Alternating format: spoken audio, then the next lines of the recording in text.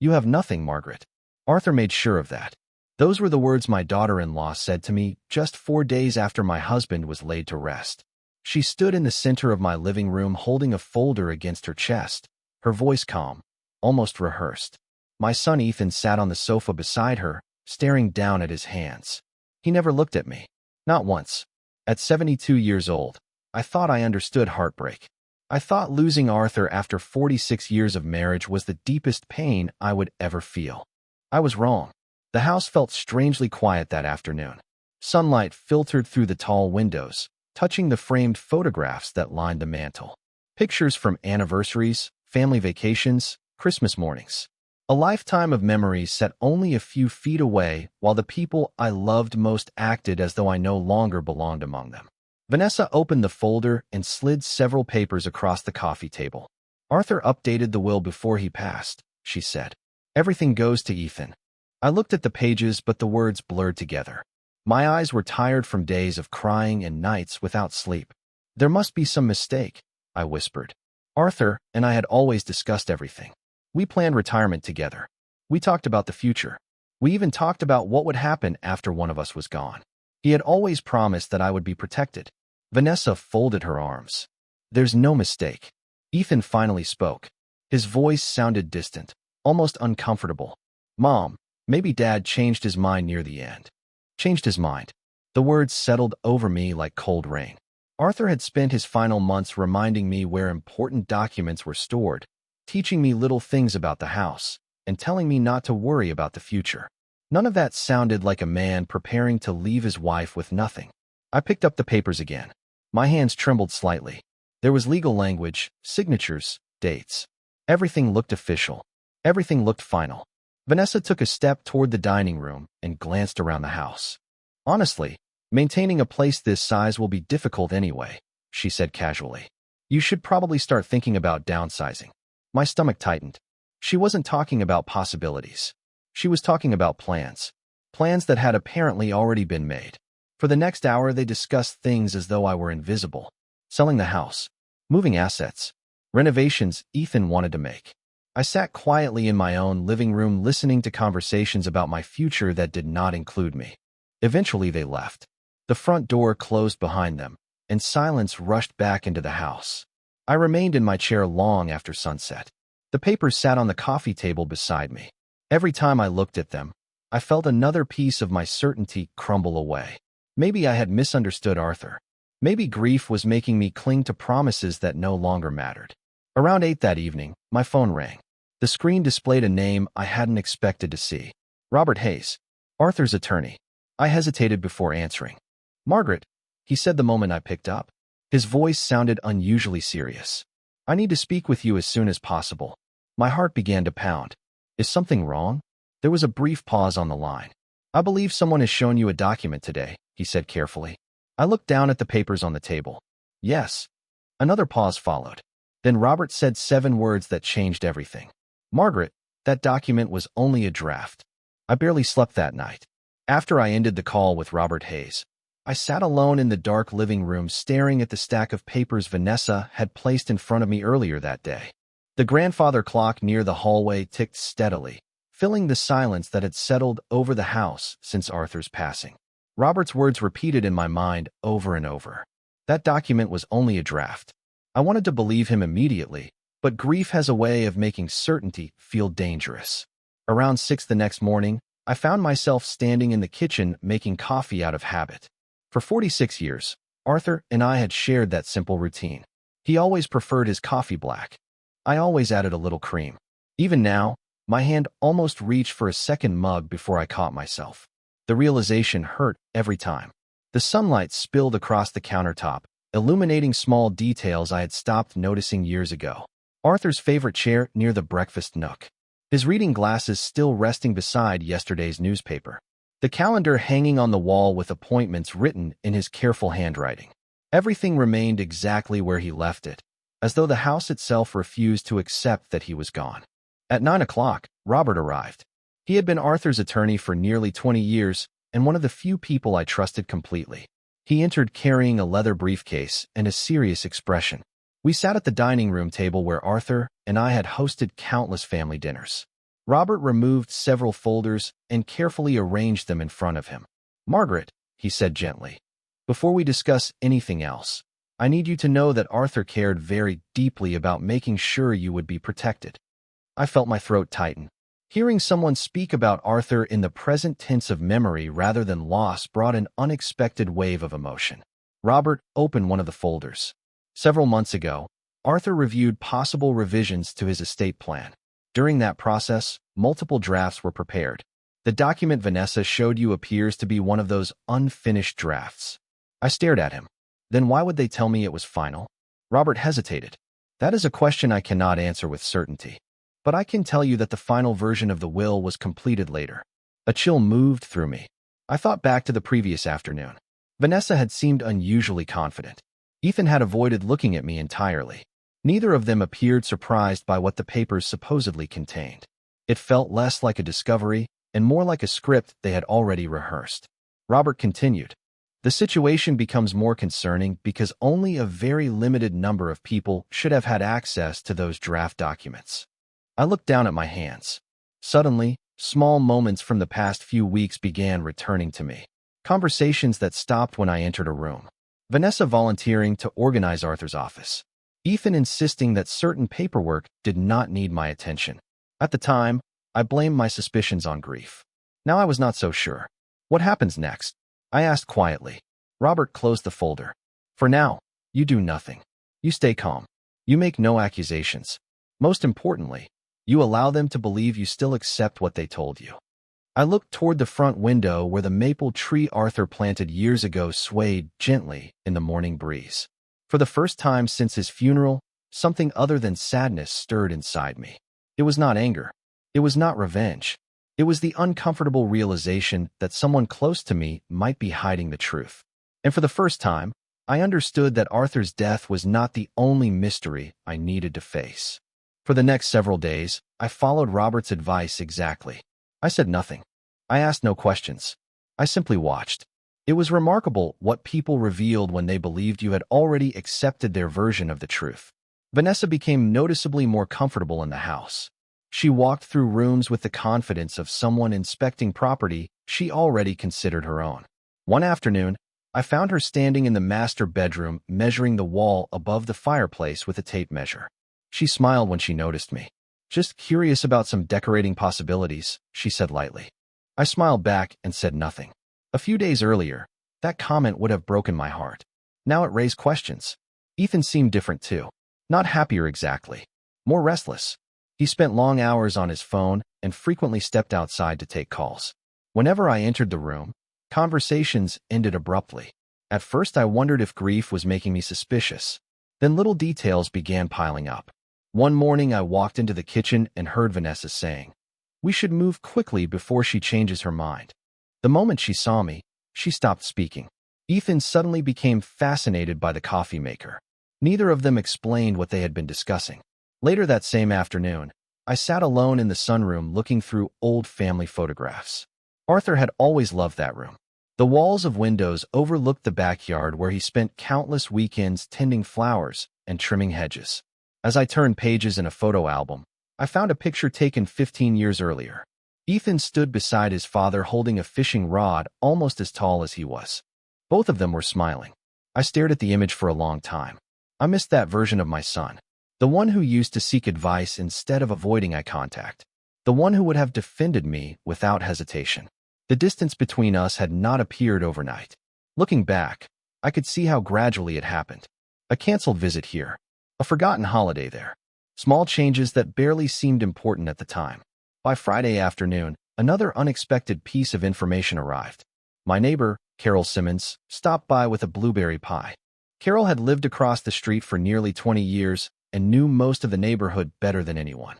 During our conversation, she casually mentioned seeing a luxury real estate agent parked outside my house earlier in the week. I nearly dropped my coffee cup. "Are you sure?" I asked. Carol nodded. "Very sure." She introduced herself when I was checking my mailbox. She said she was evaluating nearby properties. Nearby properties. The phrase lingered in my mind long after Carol left. That evening, I called Robert and told him everything. He listened carefully without interrupting.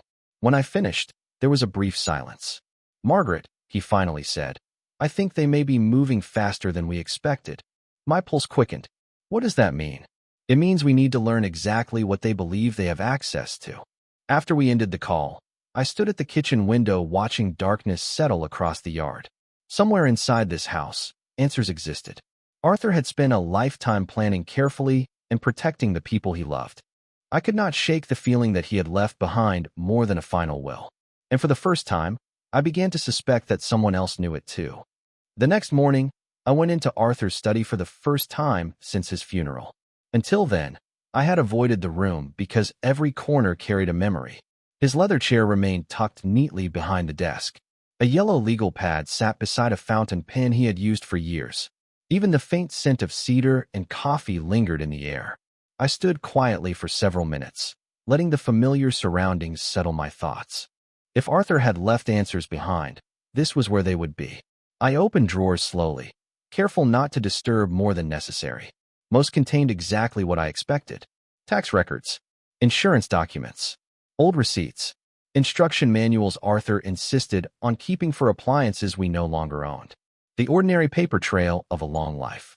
Yet the more I searched, the more I remembered how methodical Arthur had always been. He believed important things should never be left to chance. Whenever he organized financial records, he created duplicate copies and detailed notes. Someday you may need to find something without me, he often said. At the time I would laugh and tell him he was being dramatic. Now those words echoed differently. After nearly 2 hours, I discovered a small locked drawer built into the side of the desk. I had completely forgotten it existed. My pulse quickened. Arthur rarely locked anything. I searched the study until I found a small brass key hidden inside an old wooden box on the bookshelf. The key turned easily. Inside the drawer rested a single manila envelope. My name was written across the front in Arthur's unmistakable handwriting. Margaret. Seeing those letters nearly brought tears to my eyes. I sat down carefully before opening it. Inside were several pages of handwritten notes along with copies of financial documents. The notes were not a farewell letter. They were instructions, detailed observations, lists of account numbers, contact information, reminders about investments and property records. Arthur had prepared everything with extraordinary care. Then I noticed something else. Near the bottom of one page, he had written a short sentence that immediately caught my attention. If there is ever confusion regarding my estate, speak directly with Robert. Do not rely on anyone else's interpretation. I read the line 3 times. Confusion regarding my estate. The wording felt deliberate, as though Arthur had anticipated the possibility of misunderstandings long before his health declined. I carefully placed the papers back into the envelope and called Robert. He answered immediately. After listening to what I found, he became unusually quiet. Margaret, he finally said, I think Arthur expected there could be pressure after he was gone. Pressure from whom? I asked. Another pause followed. That is what we still need to determine. Later that afternoon, Ethan and Vanessa returned unexpectedly. I was in the kitchen when they arrived.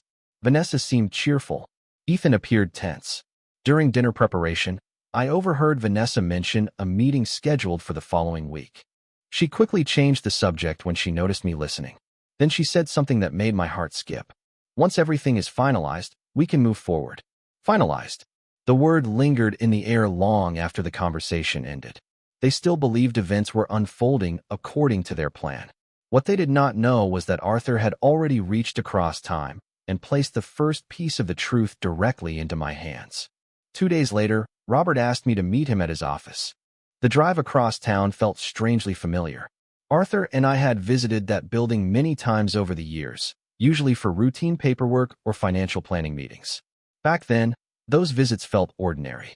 Now, every document seemed to carry hidden meaning.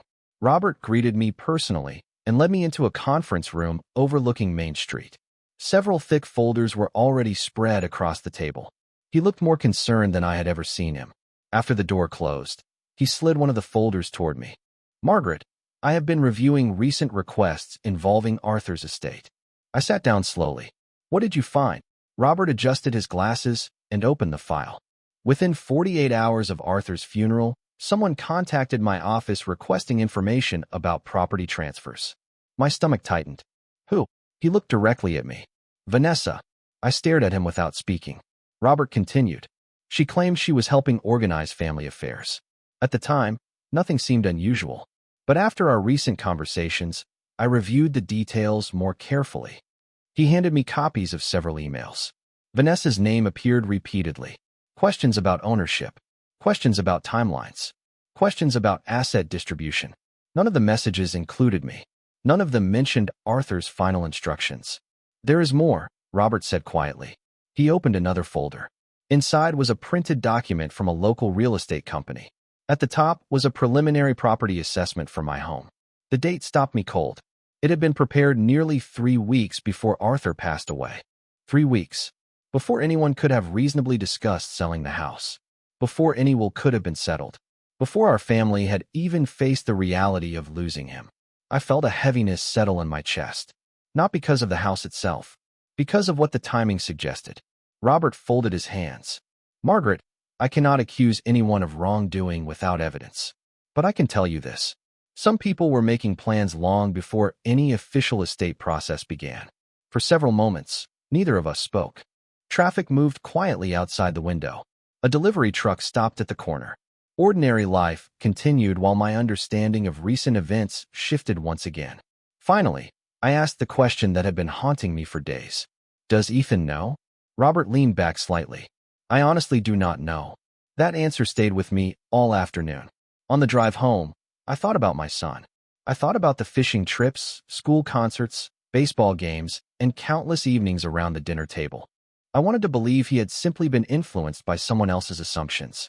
I wanted to believe there was still a difference between poor judgment and deliberate deception. When I arrived home, I found Ethan alone in the backyard. He was standing near the maple tree Arthur planted shortly after we moved into the house. The same tree I had looked at from the kitchen window countless times. For a moment, he looked like the young boy from the photograph in my album. Lost in thought. Uncertain. "Dad loved this tree," I said as I approached. Ethan nodded slowly. He talked about it all the time. Neither of us mentioned the will. Neither of us mentioned Vanessa. We stood there quietly, watching leaves move in the afternoon breeze. Then Ethan said something unexpected. "Mom, did Dad ever tell you he was worried about something before he got sick?" I turned toward him. My pulse quickened. There was hesitation in his voice. Uncertainty. Almost as though he was beginning to question things himself. And in that moment, I realized the truth might be closer than either of us understood.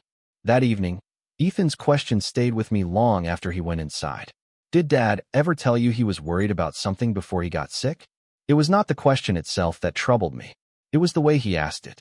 For the first time in weeks, I had seen uncertainty in my son's eyes. The certainty that Vanessa carried so confidently seemed absent from him. Later that night, after everyone had gone to bed, I sat at the kitchen table with Arthur's envelopes spread out before me. I carefully reread every page. Most of it consisted of financial information and practical instructions. But near the back, I discovered something I had overlooked before. Tucked between 2 sheets was a folded note written in Arthur's handwriting. The message was brief. "If circumstances ever seem unusual, review the contents of Box 214 before making any decisions." Box 214. I stared at the words for several seconds. Then I remembered. Arthur maintained a safe deposit box at the local bank. We had opened it years ago. I knew it existed, but I had rarely visited it with him. The next morning, I called Robert. He immediately recognized the number. "Margaret, I was hoping you would call," he said. When I told him about the note, he became very quiet. "Do not mention this to anyone," he said. "Especially not yet." By noon, we were sitting together in a private office at the bank. A manager escorted us to the vault area. My heart beat faster with every step. I was not expecting treasure or secrets from a mystery novel. I was simply hoping for clarity. When the box was finally opened, several folders appeared inside along with a sealed envelope bearing both my name and Robert's. Robert examined the contents carefully. Then his expression changed. He removed a thick file and placed it on the table. "Margaret," he said slowly, "I think Arthur anticipated potential disputes."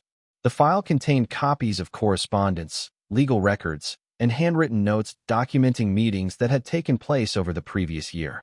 Arthur had apparently become concerned about certain conversations involving family finances. There were notes about requests for early access to inheritance information, notes about discussions regarding property values. Notes about pressure to make changes more quickly than he felt comfortable with. None of the documents accused anyone directly, yet together they painted a picture that deeply unsettled me. Arthur had been paying attention. More importantly, he had been documenting what he observed. Then Robert found something else. A notarized statement dated just 3 months before Arthur's death. We both read it silently. In it, Arthur confirmed that any previous drafts of estate documents were to be considered invalid unless attached to the final signed version stored by Robert's office. My pulse quickened. The statement specifically referenced unfinished drafts, the very type of document Vanessa had shown me. For several moments, neither of us spoke. Finally, Robert leaned back in his chair. This changes everything. On the drive home, I felt something shifting inside me. The sadness remained. I still missed Arthur every hour of every day. But now another feeling existed alongside the grief. Confidence. Not because I knew every answer. Because I finally understood that Arthur had not left me defenseless. That evening, when I returned home, I found Vanessa sitting at the dining room table reviewing papers. She looked up and smiled. "You seem to be in better spirits today," she said. I returned the smile. "Maybe I am." Her expression flickered for the briefest moment. Just a second. Barely noticeable. But it was enough. Because for the first time, I had the distinct feeling that someone was beginning to realize the story was not unfolding the way they expected. Over the next week, I noticed a subtle but unmistakable change inside the house. Vanessa became increasingly impatient. The confidence she had displayed since Arthur's funeral was still there, but now it seemed forced, as though she was working harder to maintain control of a situation that no longer felt certain. She made frequent phone calls behind closed doors. She spent evenings reviewing paperwork at the dining room table. More than once, I caught her studying me with an expression that disappeared the moment our eyes met. Ethan, meanwhile, seemed to be moving in the opposite direction.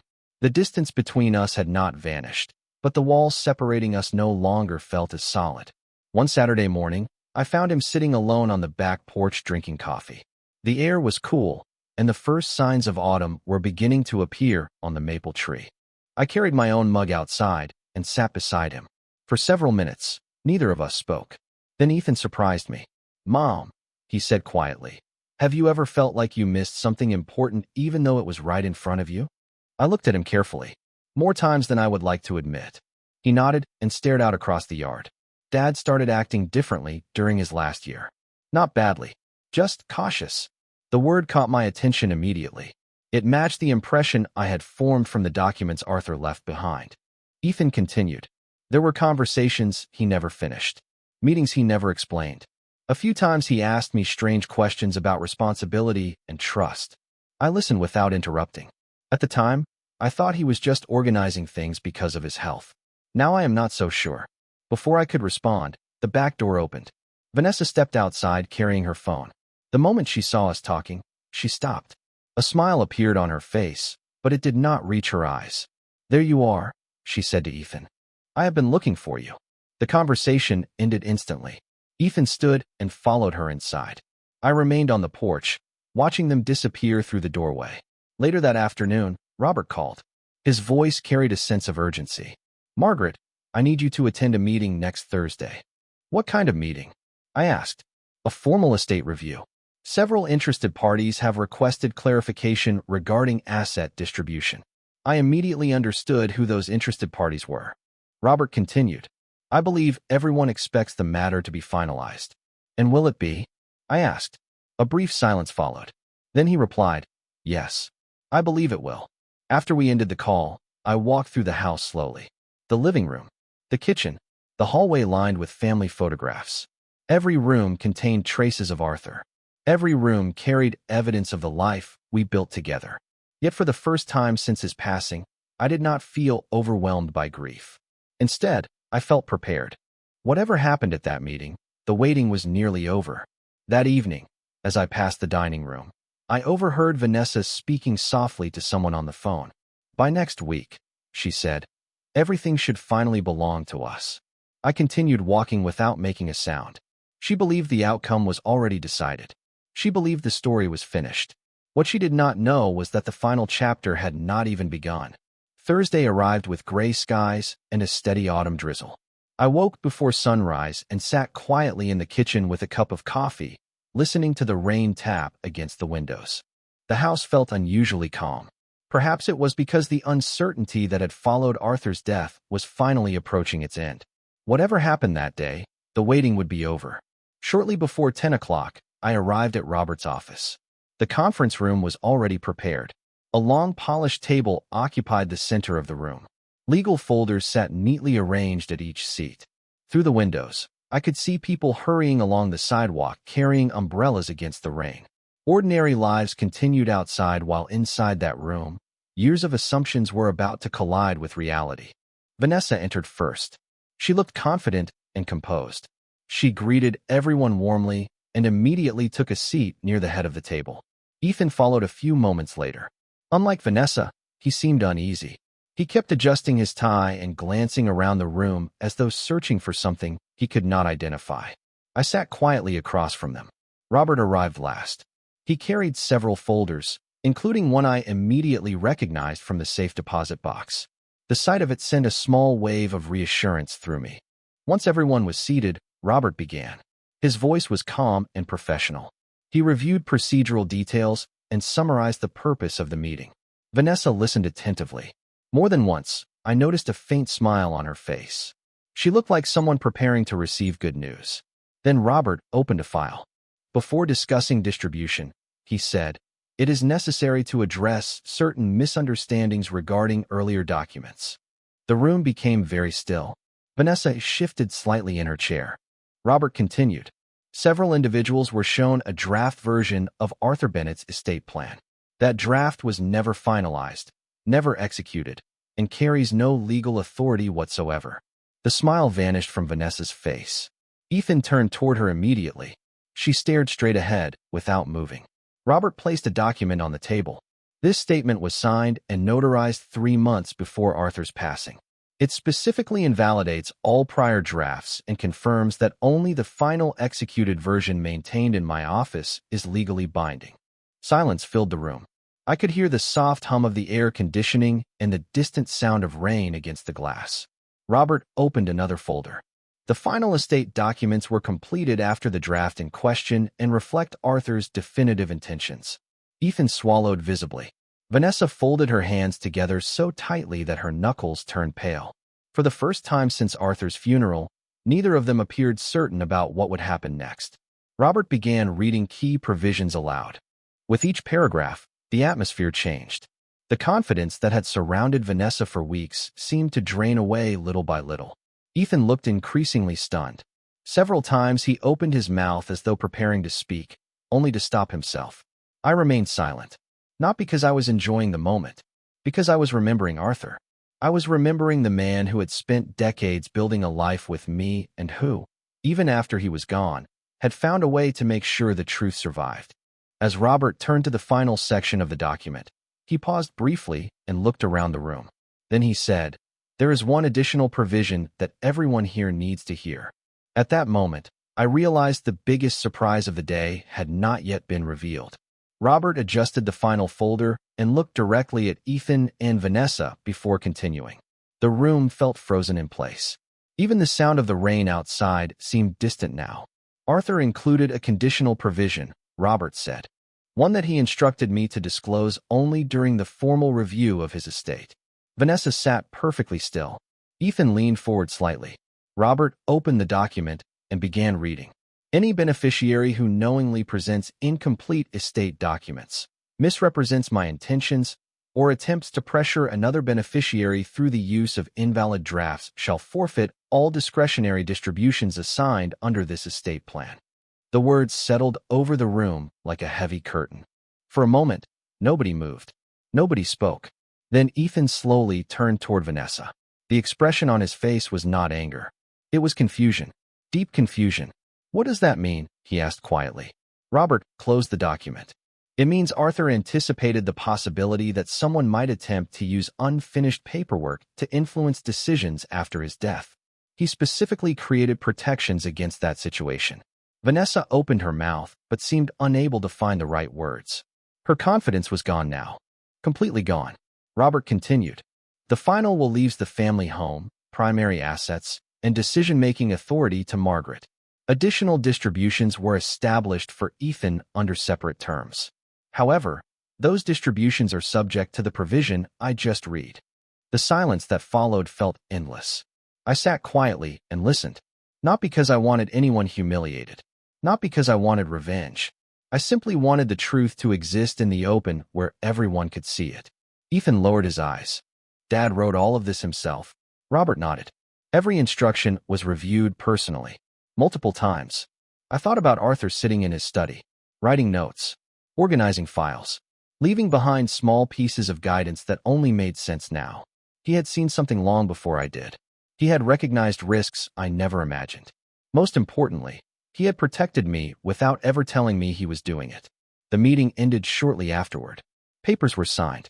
Procedures were explained. People gathered their belongings and prepared to leave. Vanessa walked out of the conference room without saying much. Ethan remained behind. When the door finally closed and we were alone, he looked at me with eyes I had not seen since he was a young man. Vulnerable. Honest. "Mom," he said softly. I should have asked more questions.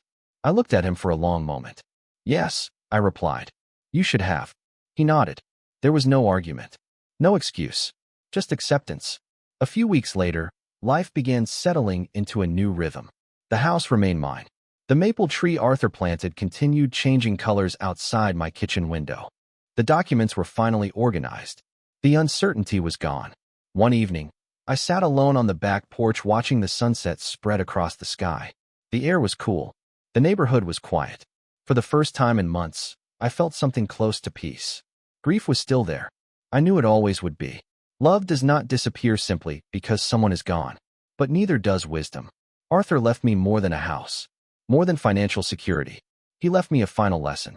People reveal their true character when they believe there is nothing left to lose and everything left to gain. The truth does not always arrive quickly. Sometimes it waits patiently while assumptions grow louder. But eventually, truth has a way of finding its place.